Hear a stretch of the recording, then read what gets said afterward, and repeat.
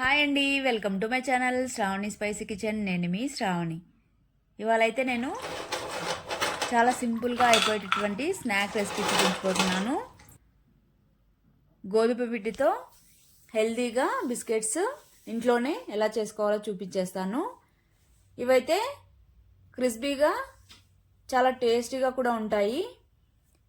పిల్లలకైతే బాగా నచ్చుతాయి తప్పకుండా. అయితే ఒకసారి అయితే ఈ విధంగా ట్రై చేసి చూడండి. ఇంట్లో ఉన్న వాటితోనే చాలా సింపుల్గా అయిపోతుంది. ముందుగా అయితే ఒక మిక్సింగ్ బౌల్ తీసుకొని 1 కప్పు గోధుమ పిండి, అలానే 1/4 కప్పు కొబ్బరి, అంటే తురుముకున్న కొబ్బరి అయినా పర్లేదు, లేదా పౌడర్ అయినా పర్లేదు. తర్వాత 1/2 కప్పు రవ్వ, తర్వాత 2 స్పూన్స్ నువ్వులు, అలానే 1/2 కప్పు షుగర్ వేస్తున్నాను. షుగర్ లేకపోయినా షుగర్ పౌడర్ అయినా వేసేసుకోవచ్చు. వేసుకున్న తర్వాత చివరిగా 1 స్పూను నెయ్యి వేసేసుకొని, నెయ్యి వద్దనుకున్న వాళ్ళైతే బటర్ అయినా వేసుకోవచ్చు.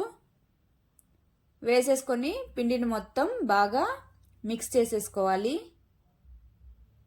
ఈ నెయ్యి అనేది పిండికి పట్టి బాగా మనము ఇలా ఉండ చేయంగానే పిండి పొడి పొడిగా కాకుండా నేను ఇక్కడ చూపిస్తున్నాను కదా, ఆ విధంగా ఉండేటట్లు మొత్తం నెయ్యిని మొత్తం పిండికి బాగా ప్రెస్ చేసుకుంటూ మిక్స్ చేసేసుకోవాలి. ఈ విధంగా మిక్స్ చేసేసుకున్న తర్వాత వాటర్ తీసుకొని కొద్ది కొద్దిగా వేసుకుంటూ బాగా ప్రెస్ చేసుకుంటూ పిండిని అయితే సెమీ సాఫ్ట్గా కలిపేసుకోవాలి. ఈ విధంగా ఒకేసారి వేసామంటే వాటరు సరిగ్గా మిక్స్ అవ్వదు. కొద్ది కొద్దిగా వేసుకోవడం వల్ల బాగా సాఫ్ట్గా కూడా ఉంటుంది. తర్వాత అయితే దీన్ని ఒక 1/2 అవర్ పక్కన పెట్టేసుకోవాలి. చూడండి ఎంత సాఫ్ట్గా ఉందో పిండి అయితే. తర్వాత పిండిని మొత్తం ఒకసారి బాగా కొద్దిగా ఆయిల్ వేసుకొని, మీకు ఆయిల్ వద్దనుకుంటే కొద్దిగా పొడి పిండి అయినా వేసేసుకొని బాగా ఇలాగ నీట్ చేసేసుకోవాలి. ఈ విధంగా నీట్ చేసుకున్న తర్వాత పిండిని అయితే 3 పార్ట్స్గా డివైడ్ చేసేసుకున్నాను.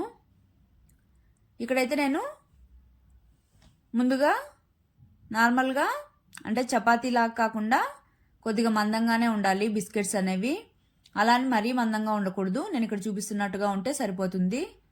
మరీ మందంగా ఉన్న లోపల అనేవి సరిగా ఉడకదు. ఈ విధంగా రౌండ్గా కొన్ని, అలానే చపాతీలాగా రోల్ చేసేసుకొని ఈ విధంగా షేప్స్ కట్ చేస్తున్నాను. పిల్లలకి ఈ విధంగా షేప్స్ కట్ చేసిన బాగా తింటారు, డిఫరెంట్గా. ఈ విధంగా మీకు నచ్చినట్టయితే షేప్స్ కట్ చేసేసుకోవచ్చు. నేనైతే ఇక్కడ సర్కిల్, ట్రయాంగిల్, రెక్టాంగిల్ ఈ విధంగా ట్రై చేస్తున్నాను. మీకు నచ్చినట్టయితే షేప్స్ కట్ చేసేసుకోవచ్చు. ఈ విధంగా పిండిని మొత్తం ఈ విధంగా ప్రిపేర్ చేసేసుకోవాలి. ఈ విధంగా ప్రిపేర్ చేసుకున్న తర్వాత అన్నీ ఒక సైడ్ పెట్టేసుకొని, ఆయిల్ అయితే ఆల్రెడీ హీట్ ఎక్కింది కాబట్టి ఇప్పుడైతే 1 by 1 మంటనైతే లో ఫ్లేమ్లో పెట్టుకొని 1 by 1 వేసుకోవాలి. ఆల్రెడీ ఆయిల్ అనేది వేడిగా ఉంది కాబట్టి 1 by 1 వేసేసుకొని, వేసిన వెంటనే అయితే గరిటె పెట్టకుండా కాసేపు ఫ్రై అయిన తర్వాత 2 సైడ్స్ బాగా ఫ్రై చేసుకోవాలి. వేసిన వెంటనే కానీ గరిటె పెట్టామంటే విరిగిపోతాయి. ఈ విధంగా ఫ్రై చేసుకోవాలి. తర్వాత ఇంకో షేప్ అండి. ఇక్కడ మిగిలిన పిండిని తీసుకొని మొత్తం బాగా రౌండ్గా రోల్ చేసేసుకొని ఈ విధంగా నైఫ్తో కట్ చేసేసుకోవచ్చు.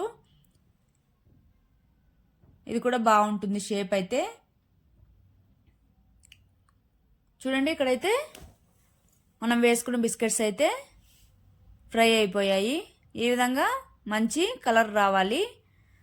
అలానే హై ఫ్లేమ్లో పెట్టారంటే లోపల ఉడకకుండా పైకి మాత్రం కలర్ వచ్చేస్తుంది. అలా కాకుండా లో టు మీడియం ఫ్లేమ్లోకి అడ్జస్ట్ చేసుకుంటూ బాగా లోపలి వరకు ఫ్రై చేసుకోవాలి. ఫ్రై అయ్యాక తీసి ప్లేట్లో పక్కన పెట్టేసుకోవాలి. మిగిలినవి కూడా చేసేసుకోవడమే. చూడండి ఇక్కడ నేను చూపిస్తున్నాను కదా, క్రిస్పీనెస్ అనేది ఇంతలా ఉంది.